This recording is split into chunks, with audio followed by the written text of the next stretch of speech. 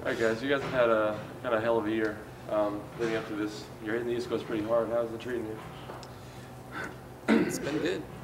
We did 7 shows with Trey, which was great.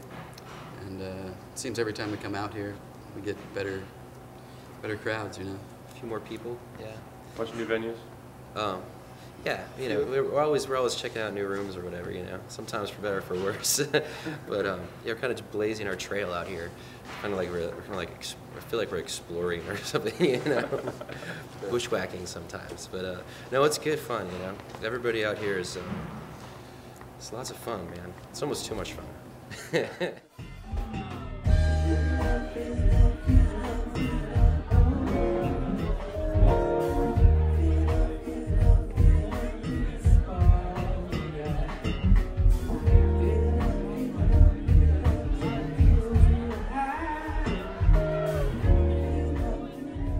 About the new album. How important was it to put out a really good album? Very important. Yeah, very important. We've never been happy with our albums, our previous albums. And we haven't had much resource to make a good album.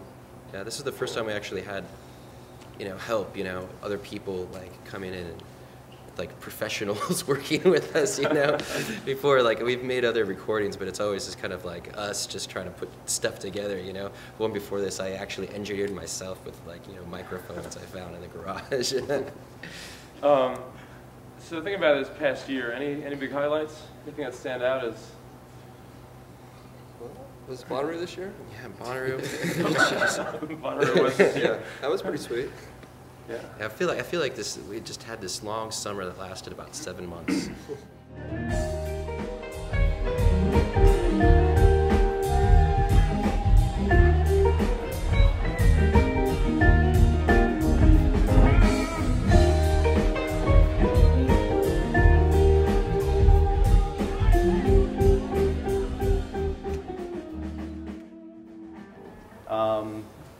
I don't know if you guys have heard about it, but the internet is really big.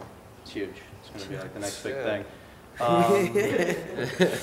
What have you guys had any sort of conscious effort to push things out over the internet to kind of get some traction with fans that way? We've always done that. It's been our #1 and only tool for the longest time, especially when we were first starting to tour. It was the only way that, because we didn't have any like record distribution or anything like that, and the 3 people that would show up at whatever bar we were in Indiana, wherever, were from the internet people that heard it. So it'd be kind of a trip because you'd come out there and people would be requesting songs on the other side of the country, and that wouldn't be possible without the internet. Right. It's pretty huge. Yeah. That internet. Yeah. It's taken off. Yeah.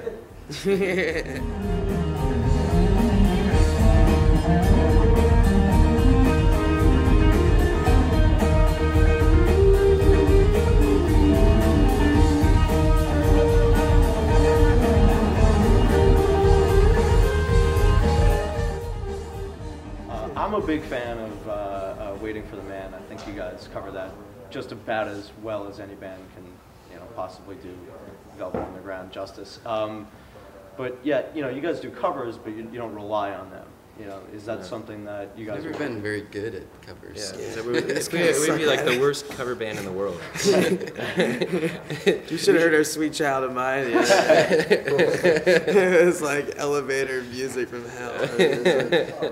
But what happens is once in a while Trevor started it. We get a few covers that we do nail, and then we end up playing those for years. Okay. And then it's like kind of becomes our song at a certain point, Right. Or we'll learn one, and then it'll be such great effort that we'll be so exhausted that we'll just promptly play it once and forget it. Yeah.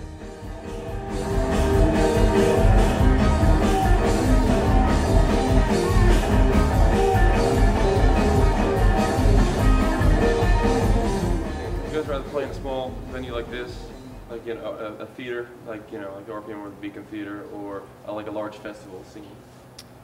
Theaters, I guess, are the best. I think. Yeah. Don't you guys say?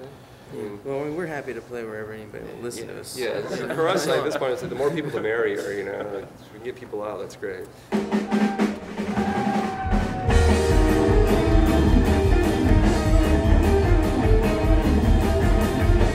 I mean, that's a certain magical thing about people. If you pack people into any room, regardless of how it's built, it will always sound good. It's just like, if you get a lot of people in some place, it's always a party. It always, you know, it's impossible to play badly almost, you know.